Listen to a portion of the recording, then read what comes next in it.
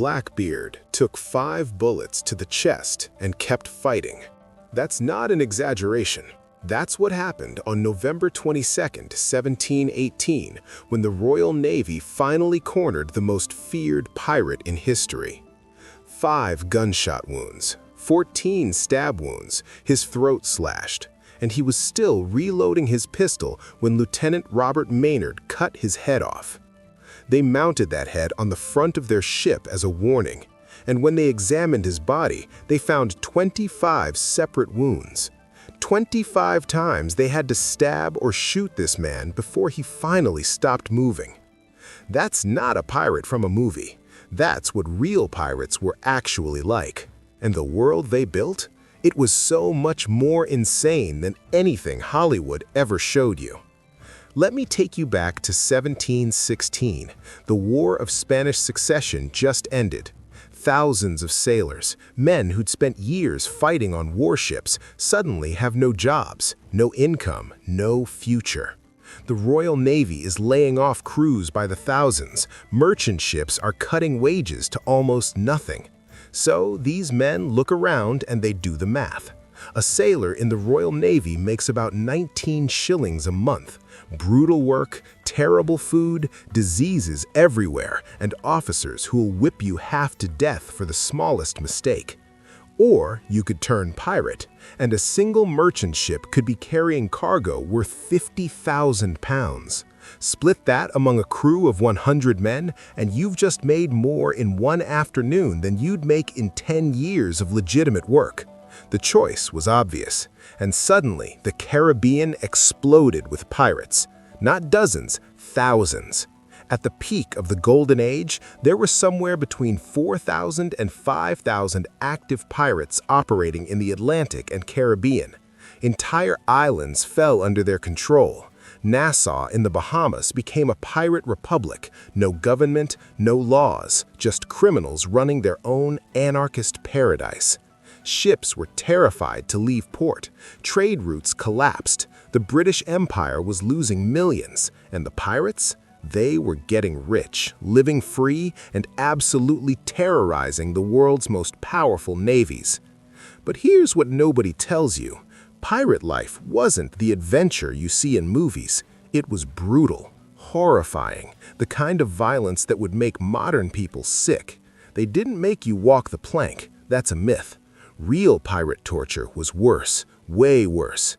Keel hauling. They'd tie you to a rope, throw you overboard, and drag you under the ship from one side to the other. The barnacles on the hull would shred your skin off. Most people drowned before they made it across. If you survived, you'd be ripped to pieces and covered in saltwater wounds. Sweating. They'd tie you to the mast and make the entire crew run circles around you with knives, stabbing you every time they passed. You'd bleed out slowly while they laughed. Marooning. They'd leave you on a deserted island with nothing but a pistol loaded with one shot. You could use it to hunt, or you could use it on yourself when the thirst became unbearable. Most chose the second option.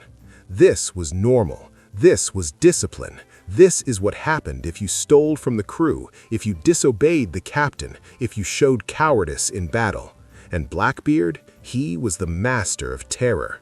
He didn't just rob ships, he terrorized them. He'd weave slow-burning fuses into his massive black beard and light them before battle, so his face would be surrounded by smoke and fire.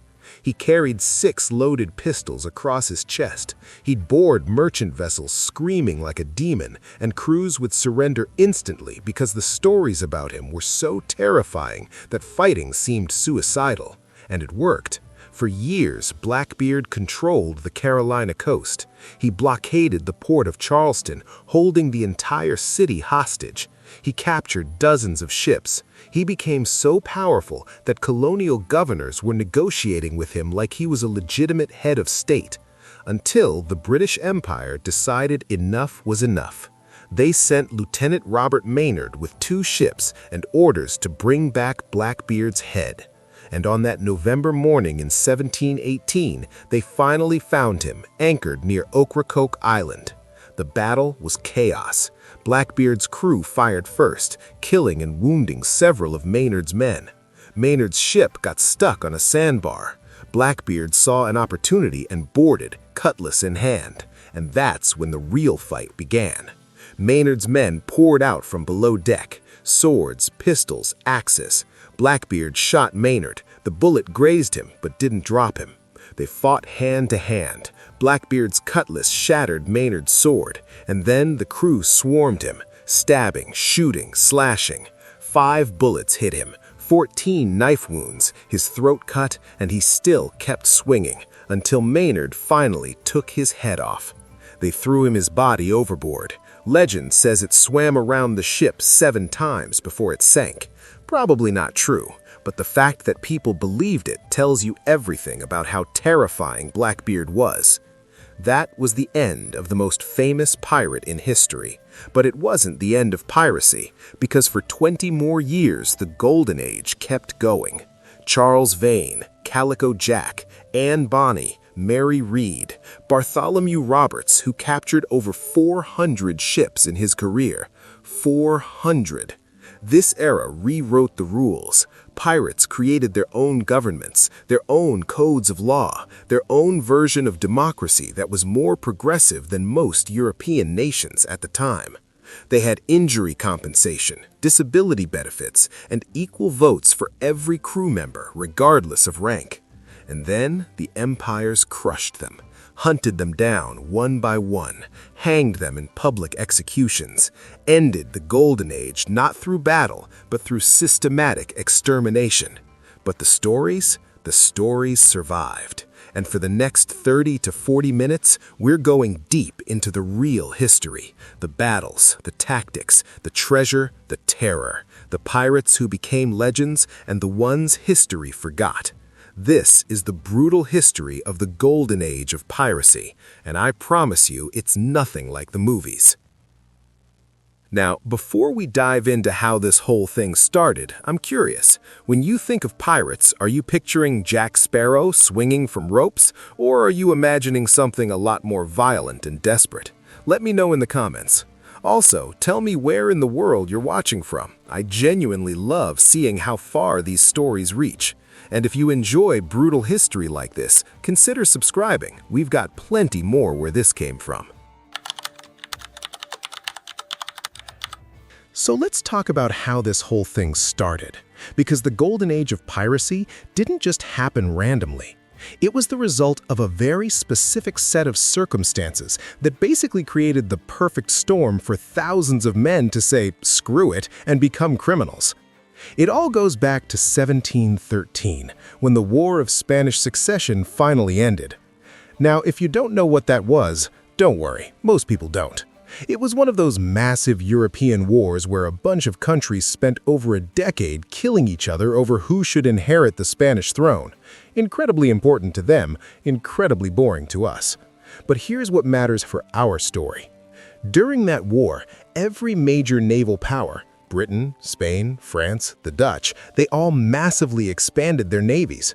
We're talking hundreds of ships, tens of thousands of sailors, and these weren't volunteers. Most of these men were pressed into service, which is a polite way of saying they were kidnapped off the streets and forced to work on warships. Life on a naval vessel during wartime was absolutely miserable. You worked constantly, you ate rotten food, you slept in cramped, disease-ridden conditions, and if you stepped out of line even slightly, officers would have you whipped until your back was hamburger meat. But at least you had a job. At least you had some income, however pathetic. Then 1713 rolls around, the Treaty of Utrecht gets signed, and suddenly the war is over. And what do you think happens to all those sailors? They get laid off immediately. No severance pay, no pension, no thank you for your service, just go home. Except most of these men didn't have homes to go back to. They'd been at sea for years, their families had moved on, their old jobs were gone, and the peacetime economy had no use for thousands of unemployed sailors. So they did what anyone would do. They looked for work. Some tried joining merchant ships, but here's the problem. Merchant captains knew they had a massive labor surplus, so they could pay whatever they wanted. Wages dropped to almost nothing. Conditions were just as bad as the Navy, sometimes worse, and now you're making a fraction of what you used to. Other men tried going legitimate on land, but what skills did they have? They knew how to tie knots, navigate by stars, and fire cannons, not exactly useful for farming or working in a shop. So you've got thousands of trained, desperate, violent men with no money, no prospects, and a very specific skill set that's only useful on the water. And then somebody has a thought. Why are we working for pennies when there are merchant ships out there loaded with cargo worth more than we'll ever see in our lives? Why don't we just take it? And that's how it started. Small crews at first, a dozen men here, 20 there. They'd steal a small ship, maybe a sloop, sail out to the trade routes and wait. When a merchant vessel came by, they'd raise a flag, usually just a plain black one at first, and demand surrender. Most merchant crews didn't even fight. Why would they? They weren't getting paid enough to die protecting someone else's cargo, so they'd hand over the goods, the pirates would let them go, and everyone went home happy. Well, except the merchants who just lost a fortune. But here's where it gets interesting. Word spread fast. Other unemployed sailors heard about this and thought, wait, you're telling me I can make in one afternoon what would take me 10 years of legitimate work? Sign me up. And suddenly you've got dozens of pirate crews, then hundreds. By 1716, there were literally thousands of active pirates operating in the Caribbean and along the American coast. It became an industry. And it wasn't just the money, though that was obviously the main draw. It was the freedom. On a naval or merchant ship, you were at the bottom of a very rigid hierarchy. Officers could beat you, starve you, work you to death, and you had zero say in anything. But on a pirate ship, completely different. Pirate crews operated on a kind of democracy that was honestly more advanced than most governments at the time. Captains were elected by the crew. If the crew didn't like you, they'd vote you out and pick someone else. Major decisions, where to sail, which ships to attack, how to split the loot, all of that was decided by vote.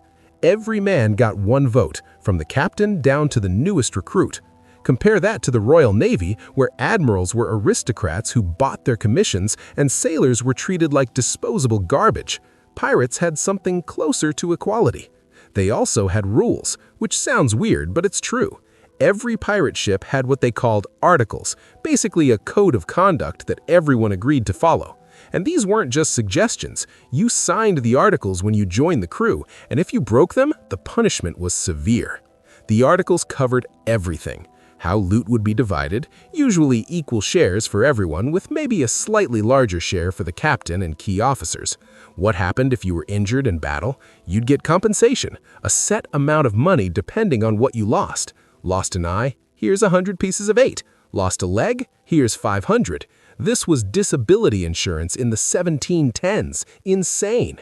There were rules about fighting, no dueling on the ship. If you had a problem with someone, you settled it on land. No stealing from your crewmates. You could rob anyone in the world, but if you stole from your own crew, you'd be marooned or worse.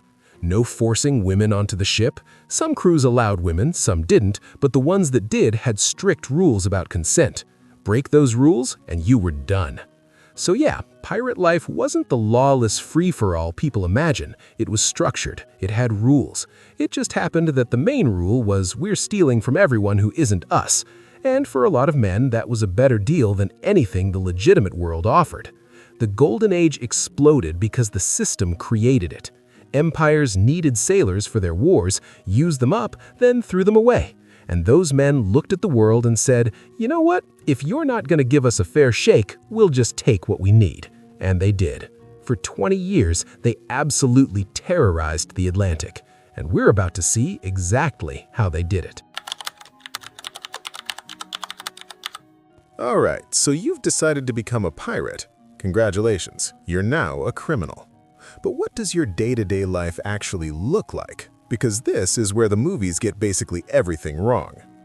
Let's start with the ship itself. Most pirate ships weren't massive galleons with 50 cannons. Those were way too slow and required huge crews to operate.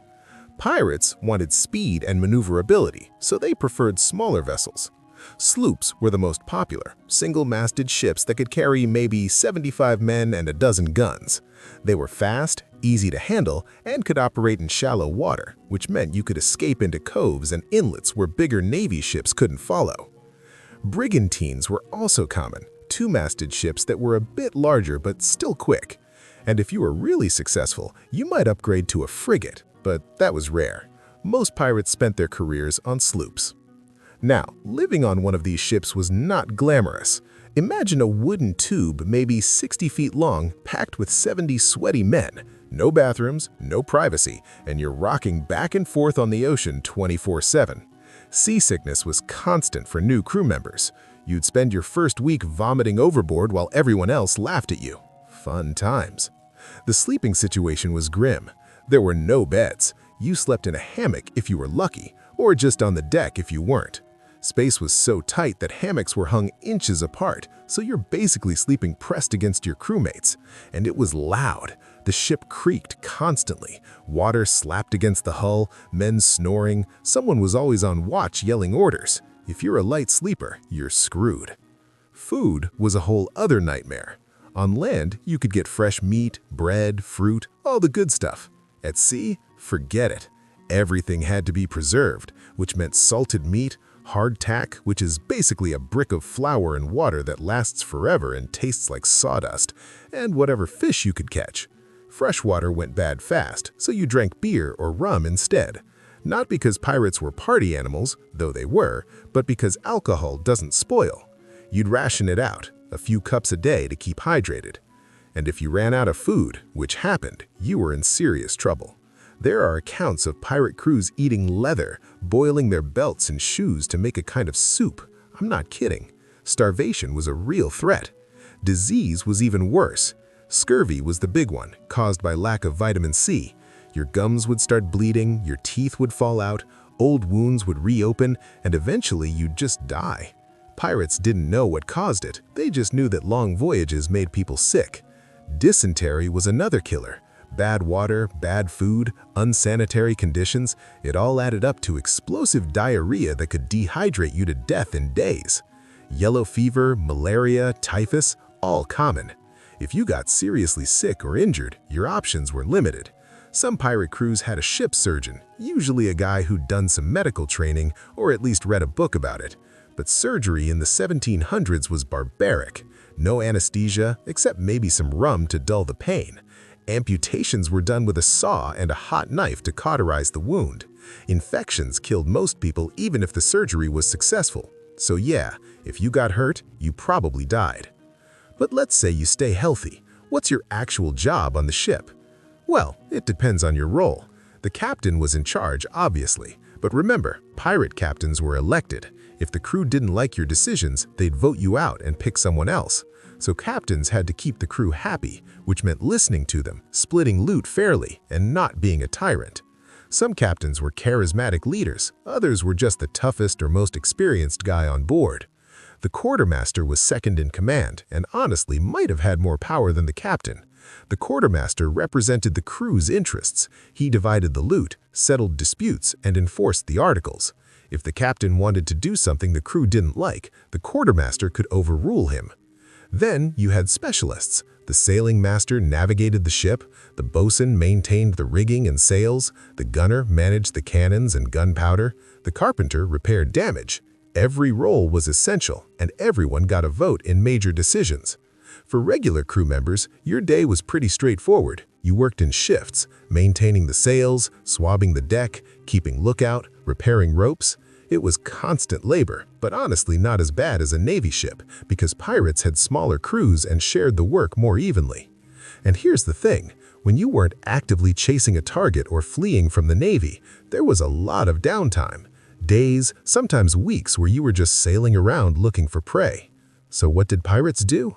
They gambled. Card games, dice games, betting on anything. They drank, obviously. Rum was the drink of choice, cheap and plentiful in the Caribbean. They told stories, long, exaggerated tales of past victories, fights they'd been in, treasures they'd found. Some crews had musicians, guys who played fiddles or pipes to keep morale up. Singing was common, work songs to coordinate tasks, drinking songs for fun. And they fought, not with enemies, with each other. Boredom plus alcohol plus a bunch of violent men in close quarters equals a lot of fistfights. The articles usually banned dueling on the ship, So if you had a serious grudge, you'd wait until you made landfall and settle it there, but minor scuffles were constant. So that's pirate life. Cramped, dirty, dangerous, boring, and occasionally terrifying.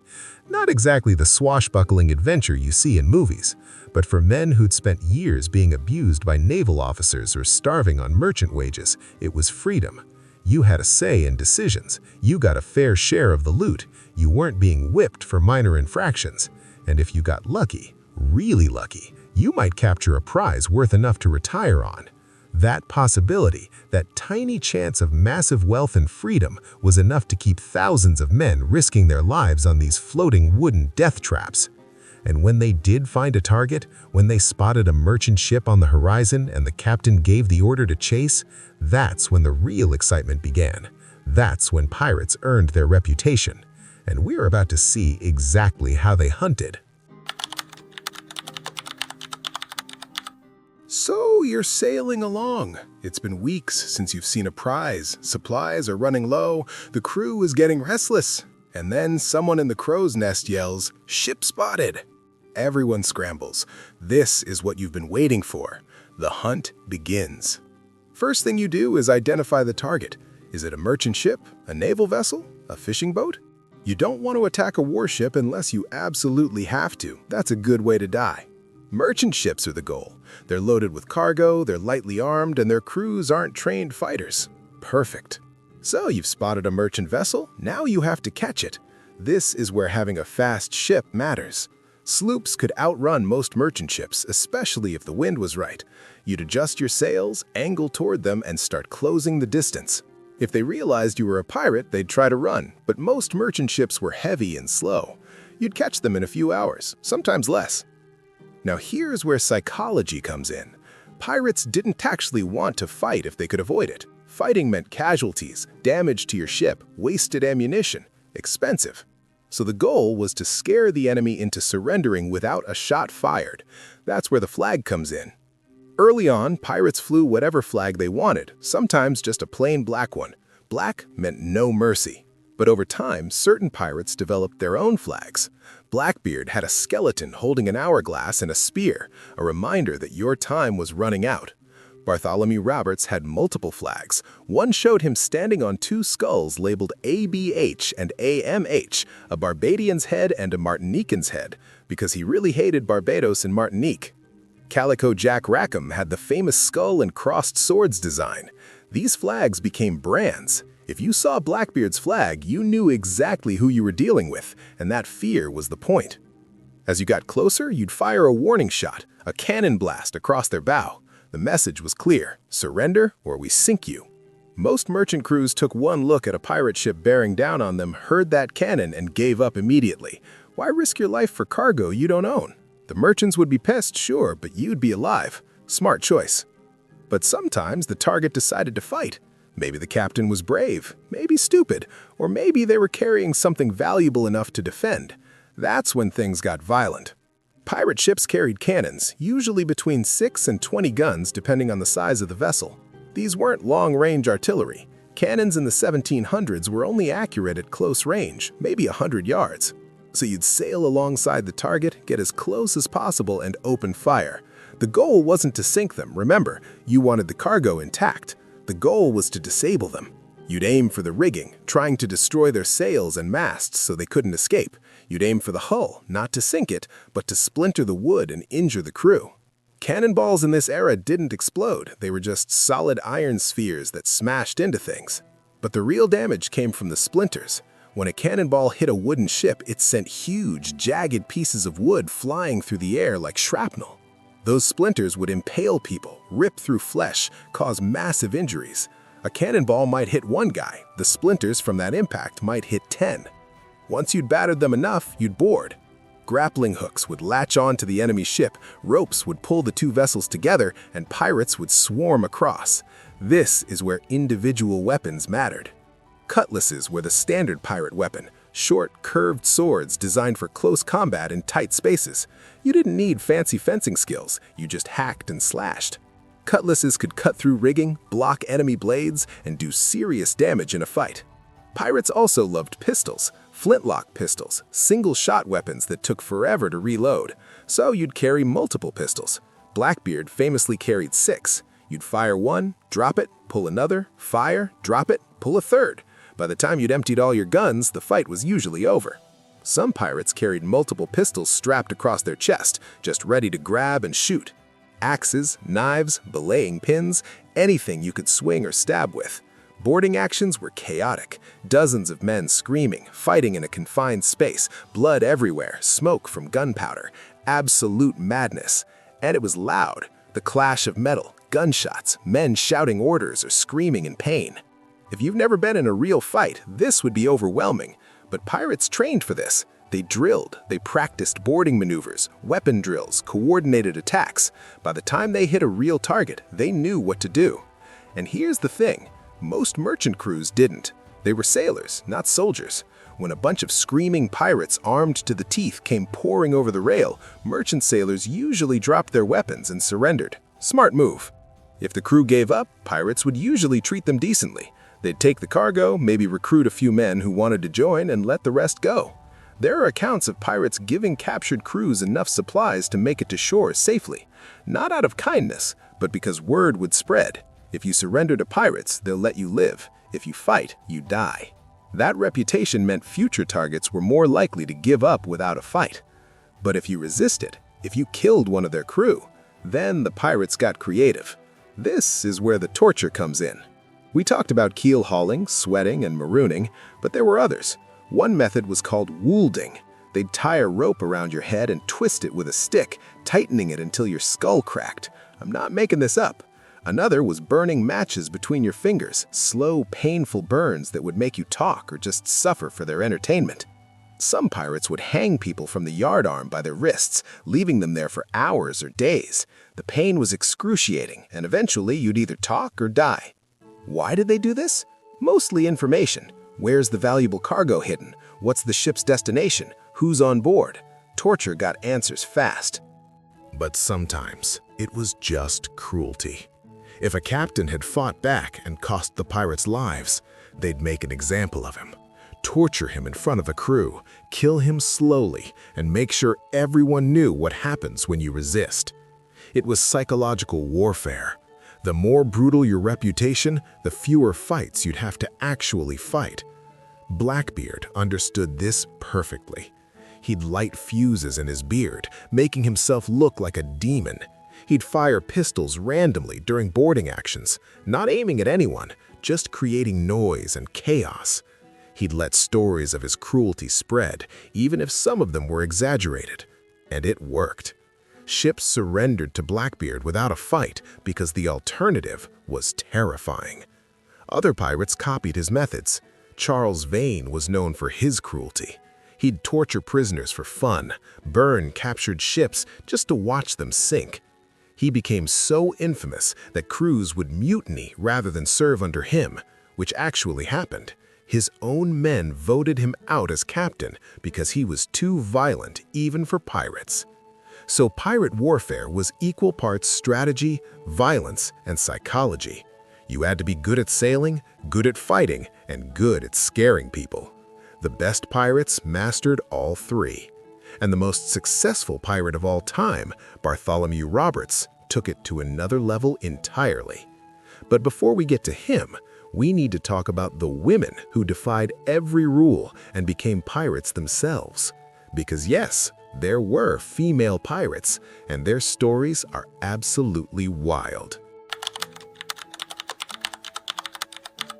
So let's talk about the pirates who became legends.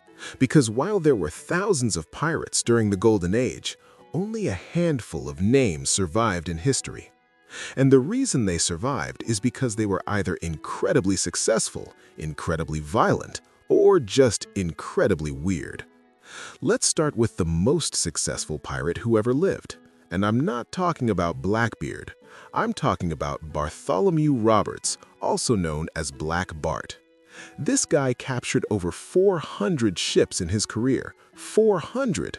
To put that in perspective, Blackbeard captured maybe 40. Roberts was operating on a completely different level. He started his pirate career almost by accident. In 1719, he was working as a legitimate sailor on a slave ship, ironic given what comes next, when his ship was captured by pirates. The pirate captain, a guy named Howell Davis, forced Roberts to join the crew. Roberts didn't want to be a pirate initially, but he adapted fast. Within 6 weeks, Davis was killed in an ambush, and the crew elected Roberts as the new captain. Why? Because he was smart, ruthless, and had natural leadership ability. And once Roberts took command, he went absolutely insane. Between 1719 and 1722, just 3 years, he terrorized the Caribbean, the African coast, and the Atlantic. He didn't just rob ships, he humiliated them. When the governor of Martinique sent ships to hunt him down, Roberts captured them, hanged the governor's men from the yardarm, and sent the ships back as a message. When Barbados tried the same thing, he did it again. That's why his flag showed him standing on 2 skulls labeled ABH and AMH, a Barbadian's head and a Martinican's head. He was literally bragging about killing their people. Roberts also had rules, strict rules. His crew's articles were some of the most detailed ever recorded. Lights out at 8 p.m., no exceptions. No gambling on board. Musicians had to rest on Sundays. No women allowed on the ship, and if you broke these rules, you were punished severely. He ran his crew like a military operation, which is probably why he was so successful. He wasn't drunk and chaotic like some pirates. He was organized. But here's the weird part. Roberts barely drank. In an era where pirates were famous for being constantly drunk, Roberts preferred tea. Tea! His crew called him a boring old Puritan behind his back, but they also made more money under him than any other captain, so they followed him anyway. Roberts' career ended in 1722 when a British warship caught up to him off the coast of West Africa. He could have run. His ship was fast enough, but Roberts decided to fight. Bad choice. During the battle, a grape shot, basically a cannon loaded with metal balls, hit him in the throat. He died instantly. His crew, knowing what would happen if they were captured, threw his body overboard so the British couldn't display it. They were caught anyway. Most of them were hanged. But Roberts died on his terms, in battle, which is more than most pirates got. Now let's talk about Henry Every, also known as Henry Avery depending on which historian you ask. Every pulled off the single greatest heist in pirate history. In 1695, he was captaining a pirate ship in the Indian Ocean when he encountered a convoy from the Mughal Empire. One of those ships was the Ganj-e-Sawai, basically a floating treasure vault. It was carrying gold, silver, jewels, and the relatives of the Mughal emperor himself. Every attacked. The battle was brutal. His crew boarded the ship and fought hand-to-hand. They won, and when they counted the loot, it was worth somewhere between 200,000 and 600,000 pounds, which in today's money is like $50 to $150 million. Split among Every's crew, each man walked away with more money than they'd ever dreamed of. Every became the most wanted pirate in the world overnight. The Mughal emperor was furious. The British East India Company was terrified because this could ruin their trade relations with India. They put a massive bounty on Every's head, and here's the insane part. Every disappeared. Just vanished. He sailed back to the Caribbean, ditched his ship, split up the crew, and went into hiding. Some say he made it back to England and lived the rest of his life as a wealthy gentleman. Others say he was robbed by merchants and died in poverty. Nobody knows. He's the only major pirate who was never caught, never hanged, and never confirmed dead. He just walked away. Then there's Charles Vane. Vane was everything people think pirates were. Violent, unpredictable, loyal to absolutely no one. He started his career under the pirate Benjamin Hornigold, who we'll talk about more in the Nassau chapter, but eventually struck out on his own.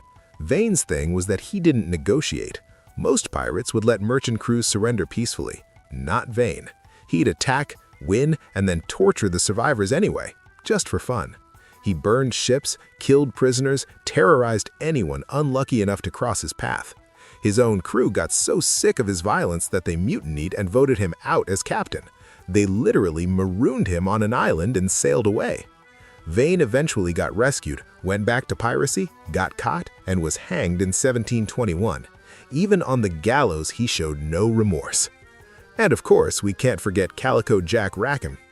Jack wasn't the most successful pirate, he wasn't the richest, and he wasn't the most feared. But he's famous for two reasons. First, his flag. That iconic skull and cross swords design, that's Jack's. It's been copied in movies, video games, everywhere. It's the most recognizable pirate flag in history. Second, his crew included two of the most famous female pirates ever, Anne Bonny and Mary Read. We'll get to them in the next chapter, but Jack's legacy is tied to theirs. Jack himself was captured in 1720. He and most of his male crew were drunk below deck when a pirate hunter caught them. The only people who fought back were Anne and Mary, which tells you everything about Jack's priorities. He was hanged in Jamaica. Legend says Anne visited him in prison before his execution and told him, "If you'd fought like a man, you wouldn't be hanged like a dog." Brutal. So, those are the legends. Roberts, the most successful, Every, the one that got away, Vane, the cruelest, and Calico Jack, the one everyone remembers for his flag and his girlfriend. But the Golden Age wasn't just men. Women fought, commanded, and in some cases absolutely dominated the pirate world, and their stories are even crazier than the men's. All right, let's address the elephant in the room. When you think of pirates, you think of men. Bearded, dirty, violent men. And yeah, most pirates were men. But there were women, and not just a few token examples. There were women who fought, commanded ships, and became legends in their own right. Let's start with the two most famous, Anne Bonny and Mary Read. These two sailed with Calico Jack Rackham, and their stories are wild. Anne Bonny was born in Ireland around 1697. Her father was a lawyer who had an affair with the Mead, Anne's mother, which caused a huge scandal. To escape the gossip, the family moved to the Carolinas. Anne grew up wealthy, but she was always a problem. There are stories, probably exaggerated, about her stabbing a servant girl with a knife and beating up a man who tried to assault her. Whether those stories are true or not, the point is, Anne had a reputation for being violent and fearless. When she was in her teens, she married a small-time pirate named James Bonny.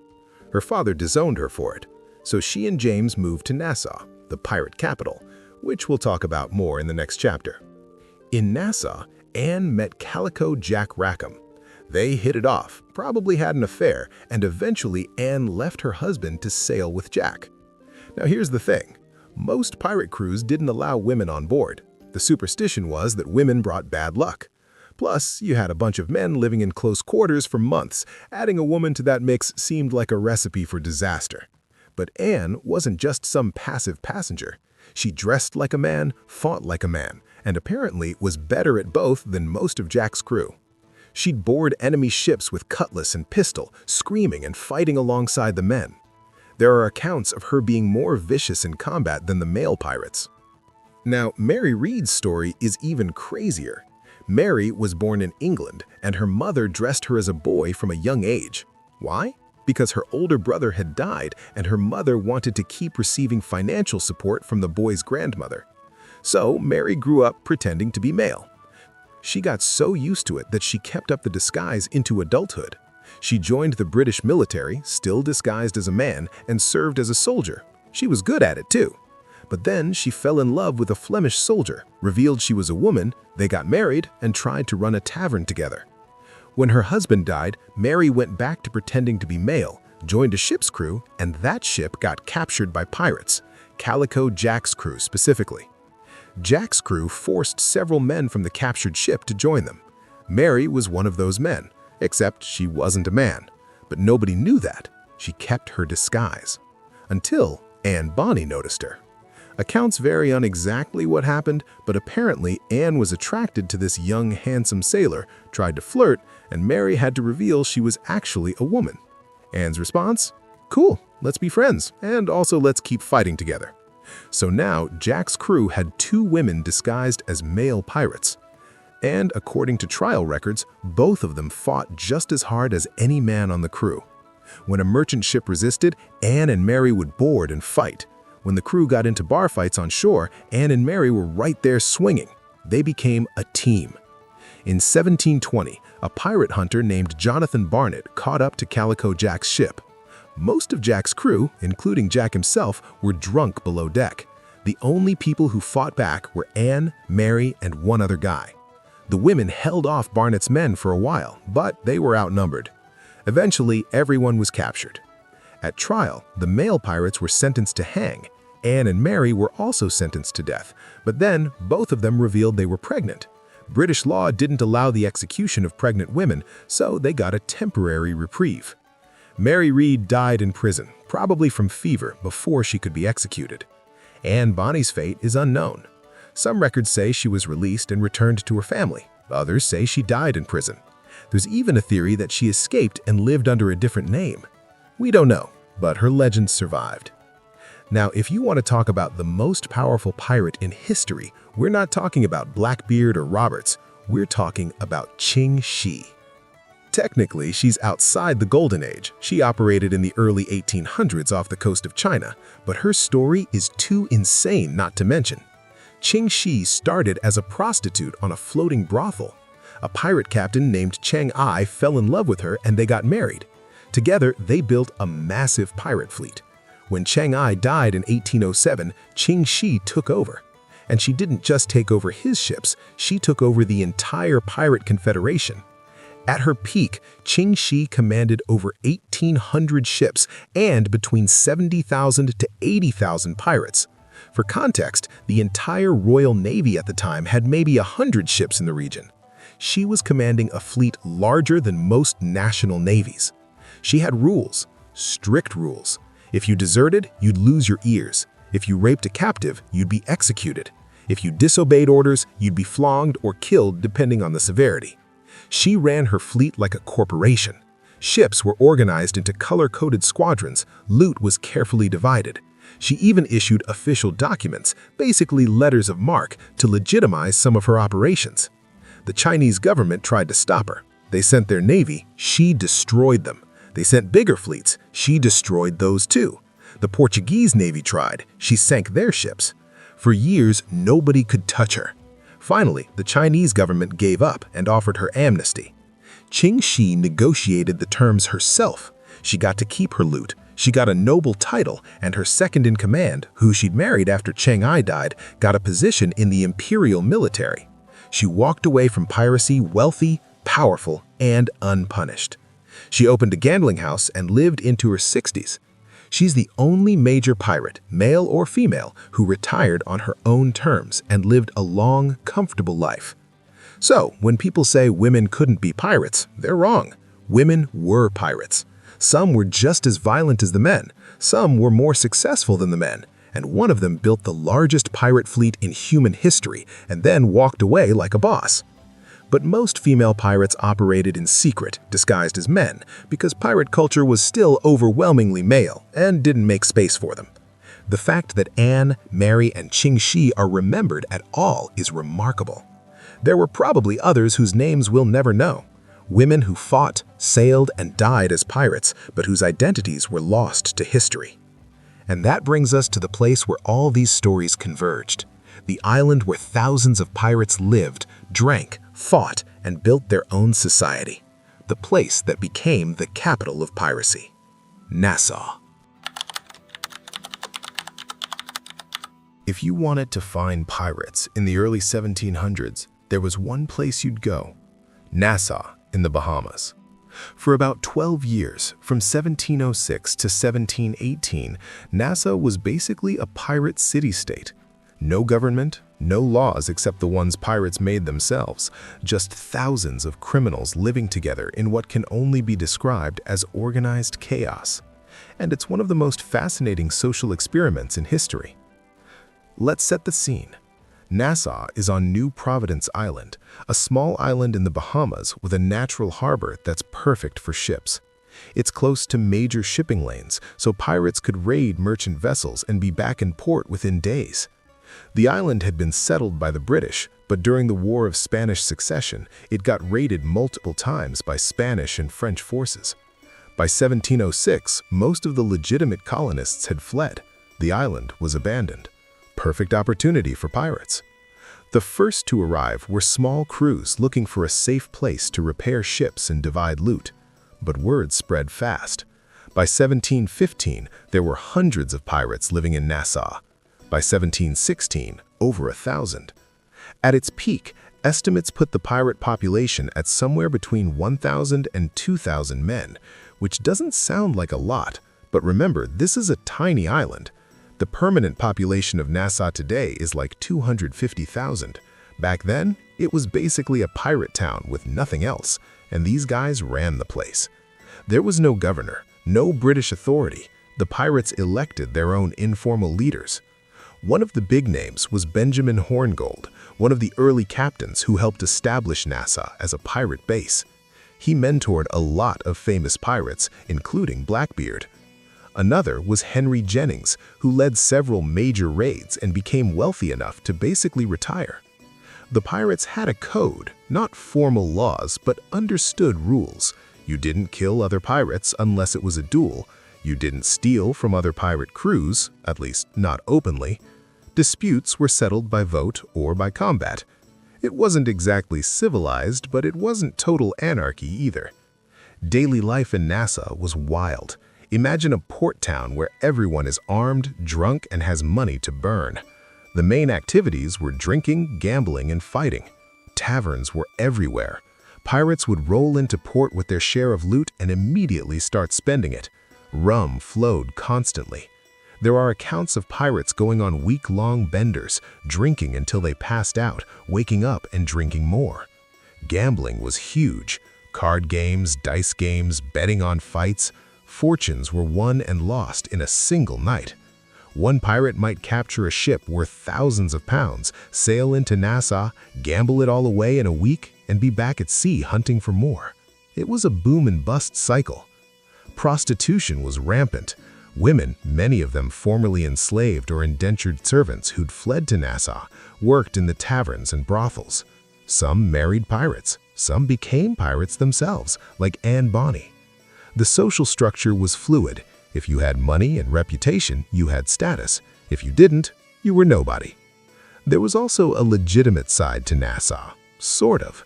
Some pirates turned to wrecking, which is where you'd lure ships onto reefs using false lights, then salvage the cargo. Technically legal, but also pretty sketchy. Others tried their hand at trading, selling stolen goods to merchants who didn't ask questions. Nassau became a black market hub. If you wanted something, guns, rum, silk, slaves, anything, you could get it in Nassau. No taxes, no regulations, just commerce. But this couldn't last forever. The British Empire was losing millions to piracy. Merchant companies were screaming at the government to do something.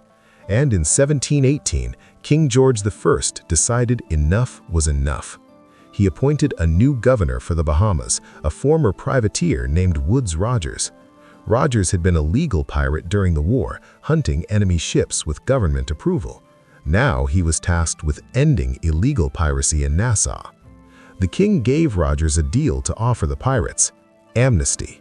If you surrendered, gave up piracy, and swore loyalty to the crown, you'd be pardoned for all your crimes. If you refused, you'd be hunted down and hanged. Rogers sailed to Nassau in 1718 with a small fleet and about 100 soldiers. When he arrived, he found over 1,000 pirates in the harbor. This could have gone very badly for him. But Rogers was smart. He didn't come in guns blazing. He offered the amnesty deal publicly, and a lot of pirates took it. Benjamin Hornigold, one of the founders of Pirate Nassau, accepted the pardon and actually helped Rogers hunt down the holdouts. Other pirates looked at the situation and decided retirement sounded pretty good. They took the amnesty, settled down, and tried to live normal lives. But not everyone accepted. Charles Vane, the violent psychopath we talked about earlier, refused. He loaded a ship with explosives, set it on fire, and sent it sailing towards Rogers' fleet as a distraction while he escaped. Classic Vane. Blackbeard also refused. He left Nassau and went back to terrorizing the Carolina coast, which led to his death a few months later. And some pirates just sailed away to find other bases. But Rogers had won. He re-established British control over Nassau, fortified the harbor, and started rebuilding the town. By 1720, Nassau was no longer a pirate haven. It was a British colony again. The Pirate Republic was over. But for those 12 years, Nassau was something unique, a place where criminals built their own society, governed themselves, and lived by their own rules. It wasn't paradise. It was violent, chaotic, and unsustainable. But it was also free in a way that most people in the 1700s could never experience. No kings, no lords, no one telling you what to do except the crew you'd elected to follow. That freedom, that possibility is part of why piracy became so romanticized later. People looked back at Nassau and saw a place where the normal rules didn't apply. And for a lot of men trapped in the rigid hierarchies of the 18th century society, that sounded like heaven. Of course, it couldn't last. Empires don't tolerate competition, and the British Empire was very, very good at crushing anyone who challenged them. Which brings us to the end of the Golden Age. The hunts, the trials, the executions, and the slow, brutal process of wiping piracy off the map. By 1720, the Golden Age of Piracy was dying, not because pirates suddenly decided to stop, but because the world's most powerful empires finally got serious about hunting them down. And when empires decide to exterminate something, they're very good at it. The turning point was Nassau. Once Woodes Rogers took control and offered amnesty, he split the pirate community. Some took the deal, others refused and became targets. Rogers didn't just govern Nassau, he turned it into a base for hunting pirates. Former pirates who'd accepted amnesty were given jobs as pirate hunters. Benjamin Hornigold, who'd mentored Blackbeard, now hunted his former colleagues. The irony was not lost on anyone. Hornigold was good at it too. He knew pirate tactics, knew where they'd hide, knew how they thought. He captured several crews before dying in a shipwreck in 1719. But he wasn't the only one. The British government started commissioning pirate hunters, private ships authorized to hunt and kill pirates. These hunters were paid bounties for every pirate captured or killed. It became a business, and some of them were former pirates themselves, men who'd taken amnesty and now made money hunting their old friends. One of the most successful was a guy named Jonathan Barnett, the man who captured Calico Jack, Anne Bonny, and Mary Read. Barnett wasn't Navy, he was a privateer, but he had government backing. He tracked Jack's crew for weeks, finally caught them anchored and drunk, and took them without much of a fight. That's how a lot of these captures went. Pirates weren't defeated in epic sea battles. They were caught while drunk, or sleeping, or celebrating after a successful raid. Overconfidence killed more pirates than the Navy did. The Royal Navy also stepped up. They started dedicating ships specifically to anti-piracy patrols, fast sloops that could chase down pirate vessels, experienced captains who knew Caribbean waters, and they coordinated with colonial governors to share information about pirate locations. The net was tightening. Trials became public spectacles. When pirates were captured, they were brought to port cities like Port Royal in Jamaica or Charleston in South Carolina and put on trial. These weren't fair trials. The outcome was basically predetermined. If you were accused of piracy and there was any evidence, you were getting hanged. The trials served a purpose, though. They were theater. The government wanted to show that piracy didn't pay, that if you became a pirate, you'd end up dangling on a rope. So they made the trials public. Crowds would gather to watch. Newspapers would print transcripts. Some pirates went out defiant. Others begged for mercy. Either way, the message was clear. This is what happens when you defy the empire. Executions were even more theatrical. Pirates were hanged at low tide, usually in a place visible from the harbor. The bodies were left hanging as a warning to incoming sailors. Some corpses were tarred to preserve them and displayed in metal cages called gibbets. They'd hang there for years, rotting, a permanent reminder of what happened to pirates. In 1718 alone, dozens of pirates were executed. In 1720, after Calico Jack's capture, his entire male crew was hanged. In 1722, after Bartholomew Roberts was killed, 52 of his crew were hanged in a mass execution. 52 men, all on the same day. It was industrial-scale execution. Some pirates tried to escape justice by fleeing to new areas. The Caribbean was getting too hot, so they moved to the Indian Ocean or the African coast. But the Navy followed. British and Dutch ships started patrolling those waters too. There was nowhere left to hide. A few pirates managed to retire quietly. Some took the amnesty deal, moved inland, changed their names, and lived out their lives as farmers or merchants. Others bribed officials to look the other way. If you had enough money, you could buy your freedom. But most didn't have that option. The trials and executions broke the pirate networks. When a crew got captured, they'd be interrogated, tortured if necessary. They'd give up names, locations, plans. That information led to more captures. It was a domino effect. By 1725, the Golden Age was effectively over. There were still pirates, there are always pirates, but the massive fleets, the pirate republics, the thousands of men openly defying empires, that was done. The world had changed.